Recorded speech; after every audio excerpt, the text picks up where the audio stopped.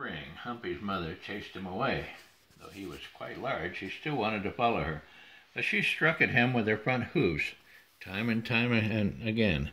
Once when he awoke from a nap, he could not find her anywhere. He tried to follow her tracks and found that they ended at the shore of the lake. She was soon to have another calf and did not want him around. That was why she left and hid again on the island where he was born.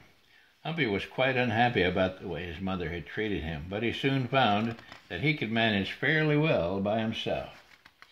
That summer he grew soft little antlers that were all covered with velvet, and in the fall he rubbed off the velvet and had sharp points with which to protect himself.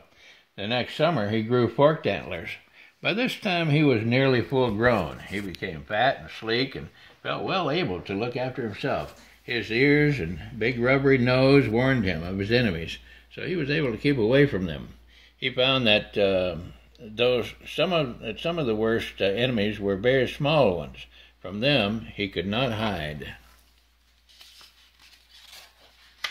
These were mosquitoes and no-see-ums. They could not kill him, but they could make life miserable for him. Thousands of insects covered his coat, crawled into his ears and eyes, and made bumps on his tender nostrils where they bit him. While eating lilies in the water, Humpy would duck under and lose them for a short time, but he could not stay underwater all the time. Later on the bank, he felt like scratching his hide, so he rolled in the mud.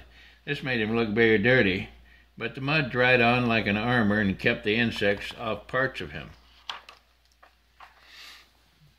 In the autumn, the young moose became restless again, wandered far from home. One moonlight night, he heard a bugling call, as he had 2 years ago. He remembered and did not answer, but went closer and came to the shore of the river. He heard the call again, and this time he heard an answer from a low hill nearby. Humpy stood quietly and watched while the call came again. Something was wrong with the call from the river. He was not sure what it was. His eyes dimly saw an object in the water. It did not look like a moose. It seemed to be perfectly still. Maybe it was drifting slowly toward the shore. The bull moose did not answer anymore, and Humpy thought he had gone away, but suddenly Humpy saw him on the open beach. He pranced this way and that, looking for the cow moose he thought he heard calling. Humpy looked at the dark shape on the water and saw something move.